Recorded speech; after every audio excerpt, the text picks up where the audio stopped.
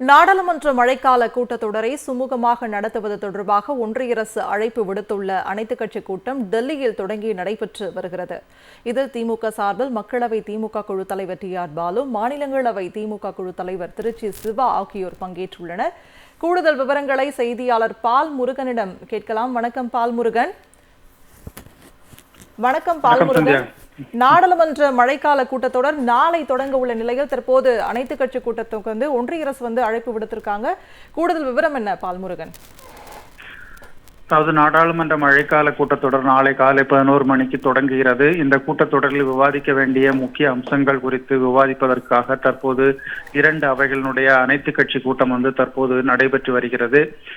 ஒன்றிய அமைச்சர்கள் ஜே.பி. நட்டா, அர்ஜுன் ராம் மெஹ்வால், அதே போன்று நாடாளுமன்ற விவகாரத்துறை அமைச்சர் கிரண் ரிஜிஜு உள்ளிட்டோர் இந்த கூட்டத்தில் கலந்து கொண்டிருக்கிறார்கள். ஒவ்வொரு கட்சி சார்பாக அந்தந்த நாடாளுமன்ற கட்சி தலைவர்கள் கலந்து கொண்டிருக்கிறார்கள். திமுக சார்பாக மக்களவை குழு தலைவர் டி.ஆர். பாலு, அதே போன்று மாநிலங்களவை குழு தலைவர் திருச்சி சிவா ஆகியோர் பங்கேற்றிருக்கிறார்கள். குறிப்பாக நாளை தொடங்கக்கூடிய இந்த நாடாளுமன்ற மழைக்கால கூட்டத்தொடரில் என்னென்ன அம்சங்களுக்கு முக்கியத்துவம் கொடுத்து விவாதிப்பது என்பது தொடர்பாக எதிர்க்கட்சிகள் பல்வேறு கோரிக்கைகளை வைக்க இருக்கிறார்கள். குறிப்பாக நேற்றைய தினம் இந்தியா கூட்டணி கட்சி கூட்டத்தில் 24 கட்சிகள் பங்கேற்று என்னென்ன பிரச்சனைகளை முன்வைக்க வேண்டும் என்று விவாதம் நடத்தி இருக்கின்றன. அதன் அடிப்படையில் பஹல்காம் தாக்குதல் தொடர்பாக முக்கியமாக 2 நாட்களாவது விவாதம் நடத்த கோர வேண்டும் என்ற கருத்து முன்வைக்கப்பட்டது. அந்த கோரிக்கை இன்று வைக்கப்படுகிறது. அதே போன்று ஆபரேஷன் சிந்தூர் தொடர்பாக அமெரிக்க அதிபர் தொடர்ந்து முன்வைத்து வரும் அந்த போர் நிறுத்தம் குறித்தும் விவாதிக்க வேண்டும் என்றும் வலியுறுத்தப்பட இருக்கிறது.